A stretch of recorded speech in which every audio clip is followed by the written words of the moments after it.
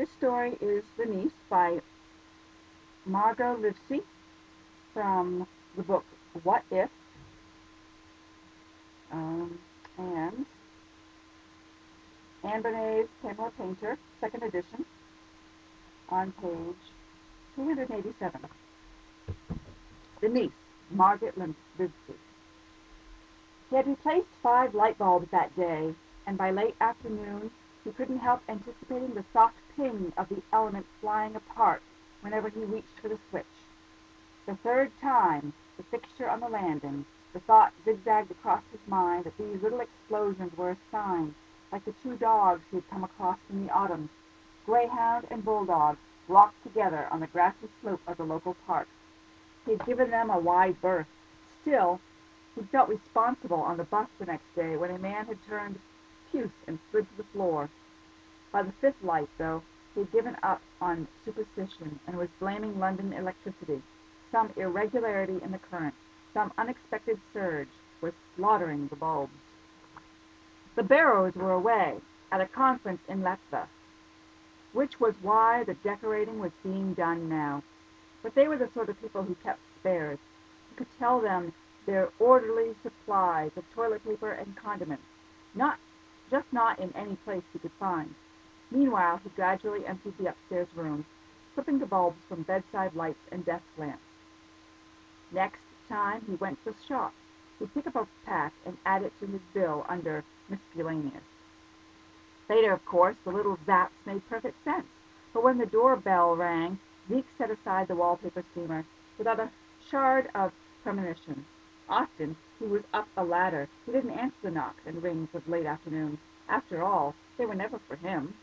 But now the pallor of the sky, the flashes of light and dark, the weariness of working alone, all conspired to make even the prospect of rebuffing a double blazing salesman or a greasy-haired collector for auction a pleasure. Last Friday, in a similar mood, he found a chap on the doorstep, thin as a junkie, pretending to be blind. He'd had the dark glasses, the white cane, the fluttery stuff with the hands. "You're a painter," he said, sniffing slightly.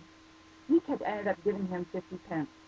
"But how do you know he was a con man?" his mother had asked that night over the phone. "People compensate. I was looking out the window and saw him on the street, checking the A to Z."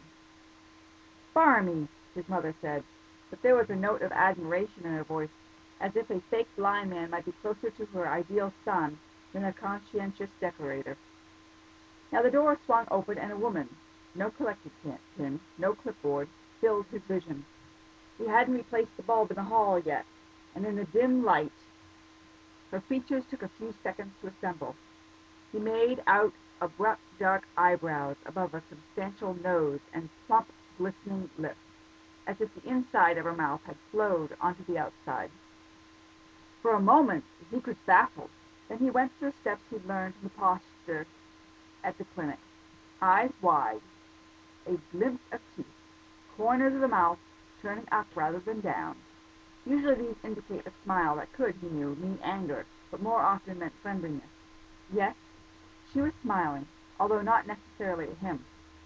Her expression had clearly been prepared in advance, but Zeke admired the way she held her face steadily at the sight of him, and his work clothes. His jeans and shirt were so paint-spattered as to be almost a separate entity. "Good afternoon," she stretched out her hand, and, seeing his, white with spackle, faltered, neither withdrawing nor completing the gesture. "Hi," he said, hating the single stupid syllable. She was tall for a woman, his height save for the doorstep, and dimly familiar, though not as herself. As she began to speak, he realized who she reminded him of, the bust of Beethoven on his father's piano. Something about the expansiveness of her features, the way her tawny hair sprang back from her forehead. "I'm the niece," she said. Her breath steamed towards him, a chilly perfume, carrying more words, perhaps an entire sentence, which Zeke lost as he blinked away Beethoven. "I'm the decorator," he said. "The Barrows are away." "But they told you I would be here," she said, with no hint of a question. She stooped to pick up the large black suitcases on either side of her. and as she straightened, he saw that she was pregnant. She stepped past him. The word "pushed" came to mind, and set the cases gently at the foot of the stairs. "Where are you working?" He nodded toward the living room. She stood in the empty doorway. The door was as the stripers, surveying the room. Under the influence of her attention, Zeke saw again what his work had revealed, the ragged plaster painted not a single color, but in pale bands of blue and brown, gray and yellow, the work of some unknown artist. In the middle of the floor the furniture was piled up and draped in dust sheets, like some ungainly prehistoric animal. "Groovy," she said. "We should do a mural. Hunting and fishing, golfing and shopping." "I don't think your aunt and uncle—" Then he caught himself. Humor. They had always been tricky for him. Even a question about the hen crossing the road could make him pause. "I told them it was a big job.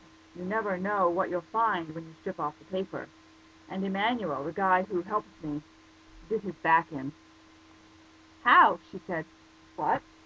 "How?" She patted the small of her back. "Did he bugger up his back?" Reaching for a corner. Snooker, not painting.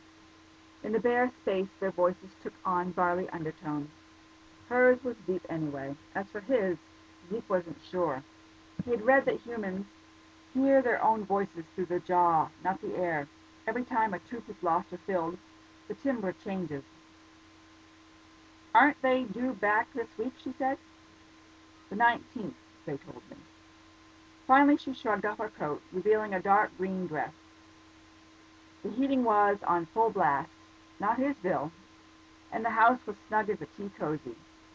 She retreated to sling her coat over the banister, and then came back into the room with that greedy pushing motion. As she turned, he saw again, silhouetted against the window, her belly.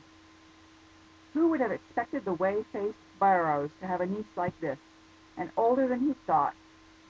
He saw now, as the light caught the little line like an exclamation mark between her eyebrows. "Don't let me stop you," she said, her nose, her lavish mouth, bearing down, working. A sentence appeared in Zeke's head. "I'd like to tie you to the bed." How did that get there, inside his brain, about this woman? "I was taking a break," he said, "anyway." She was no longer certain. He was no longer certain that she was ugly, only that he wanted to keep looking to make sure. But in the empty room he did not dare. This must be why people had furniture, not just for comfort, but, like clothing, for camouflage, and why interrogation and torture were traditionally carried out in sparsely furnished spaces. This is the end of part 1 of 4.